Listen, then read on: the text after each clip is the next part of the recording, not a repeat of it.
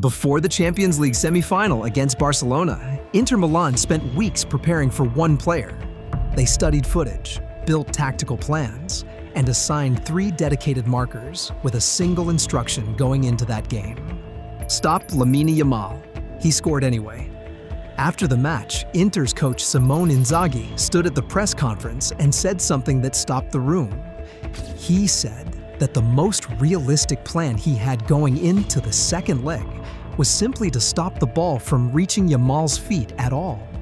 Because, once it did, there was nothing his defenders could do about what came next. His defenders, worth remembering, included Alessandro Bastoni, one of the finest center backs on the planet. Former Spain international Joan Capdevila was asked what advice he would give a fullback facing Yamal for 90 minutes. He thought about it for a moment and then said, completely straight-faced, "The last thing you have left is to pray." This is an 18-year-old boy from a neighborhood 30 kilometers outside Barcelona that most football fans have never heard of. This is the story of how he became unstoppable. Yamal's journey does not begin on a football pitch. It begins in Rocafonda, a working-class neighborhood in Mataró, a town most people outside Catalonia would need a map to find. His grandmother made the crossing from Morocco completely alone, carrying nothing but a decision that her family would follow, and the will to see that decision through. His father spent his working days painting buildings across a town the world had never heard of. His mother waited tables and came home tired. And from that ordinariness came something the footballing world had no framework to contain. Every time Lamine Yamal scores now, in front of 80,000 people, under floodlights and television cameras, and the weight of an entire continent watching, he presses 2 fingers together and holds them toward the sky. The gesture reads as 08304, the postcode of Rocafonda, the streets he grew up on. In the Champions League semi-final, in spring 2025, it was Inter Milan against FC Barcelona, first leg in the cauldron of the San Siro. Inter led 2-0 inside 21 minutes, and the stadium was shaking with noise. Simone Inzaghi's players had spent weeks preparing. They had studied video footage, constructed tactical plans, and assigned dedicated markers. They had built their entire defensive architecture around one singular obsessive objective that consumed every training session and every team meeting in the days leading up to kickoff. That objective was to stop Lamine Yamal. Then the ball arrived at his feet. The first Inter defender committed to the challenge immediately.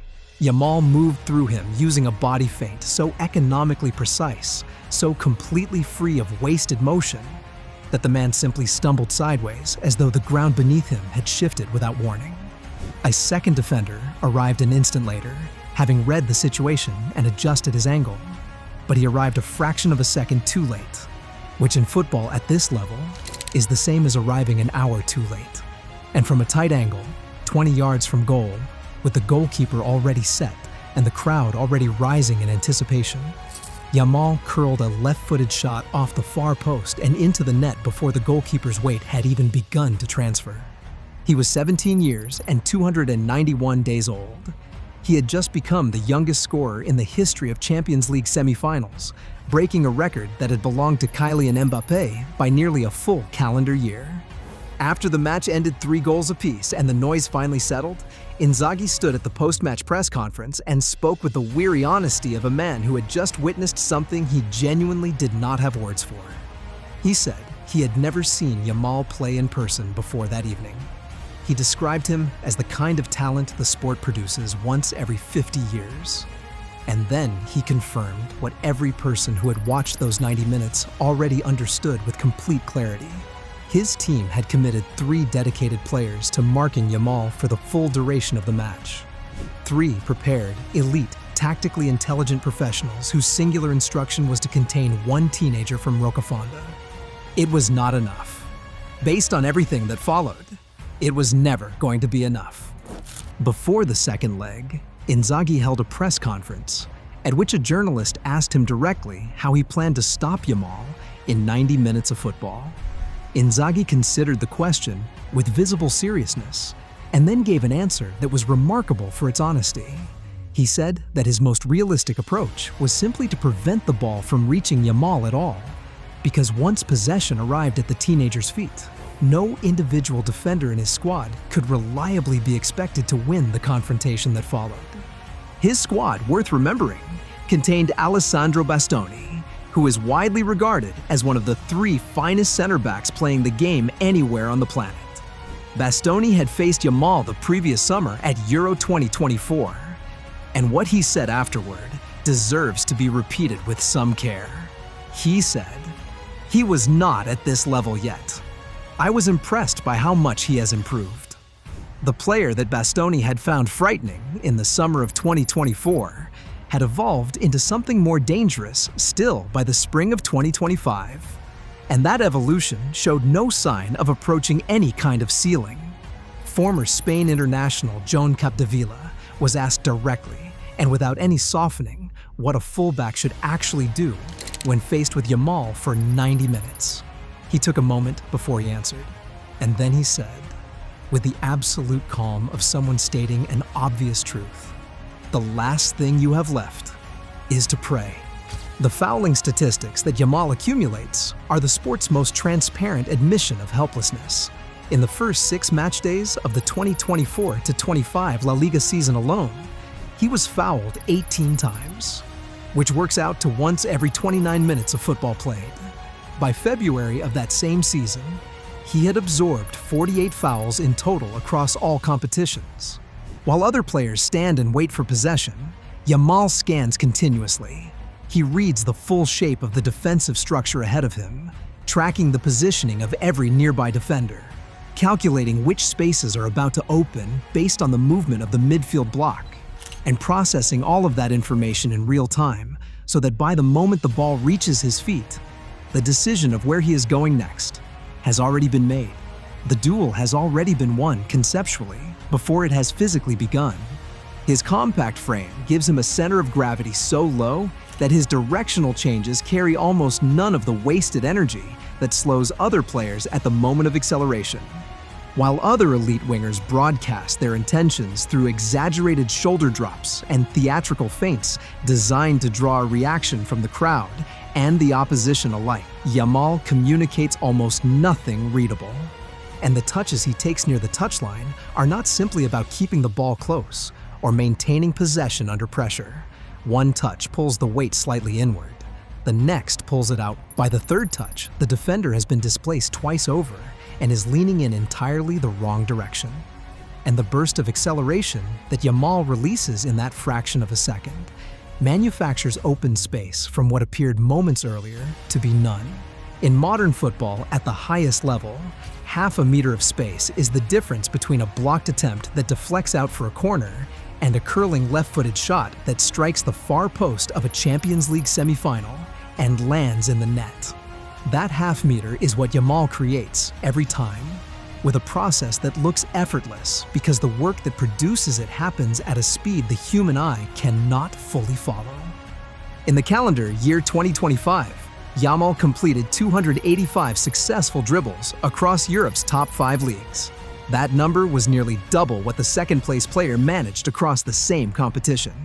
In the current La Liga season, he averages over 5 completed dribbles per game at a 58% success rate, which is the highest figure recorded among any player in European football who attempts 3 or more dribbles per match.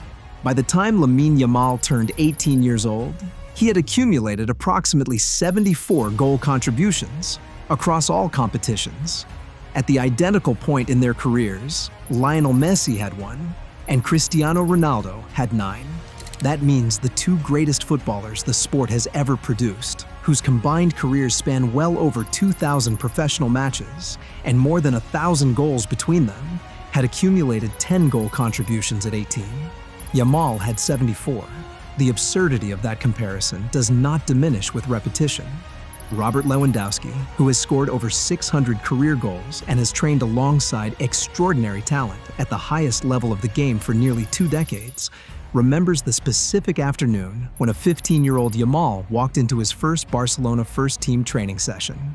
Lewandowski looked at him and asked how old he was. Yamal told him he was 15. Lewandowski's response was immediate and completely unguarded. He said, "That is impossible." Hansi Flick, his manager at Barcelona, called him an absolute genius at an award ceremony and said he decides games on his own at just 18 years old. Luis de la Fuente, the Spain national team coach, told FIFA, "He grasps ideas like a genius. He works hard to improve every day."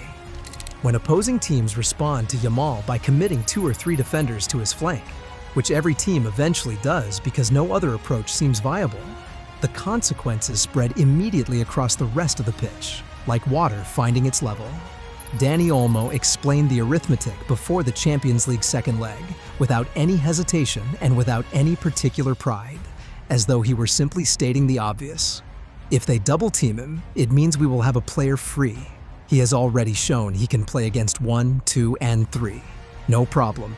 When journalists ask Yamal now about where all of this ends, about what the ceiling is, and when he expects to reach it, he answers with the steady confidence of someone who has already thought carefully about the destination and is simply taking the steps required to reach it.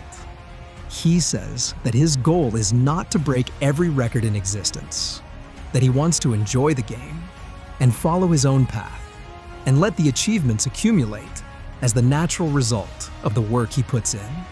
And then someone in the room asks about the Ballon d'Or. He does not deflect, and he does not smile shyly and say that it is too early to think about such things. And he does not give the kind of carefully managed diplomatic answer that public relations teams coach athletes to deliver. He looks at the person asking the question and says, "If next year I win the Champions League and the World Cup, then it will come." He is 18 years old, and he keeps getting better with a consistency and an intensity that have left the coaching and analytical staffs of the most sophisticated clubs in European football without a credible answer. Which part of Lamine Yamal's story you loved? Share in the comments below.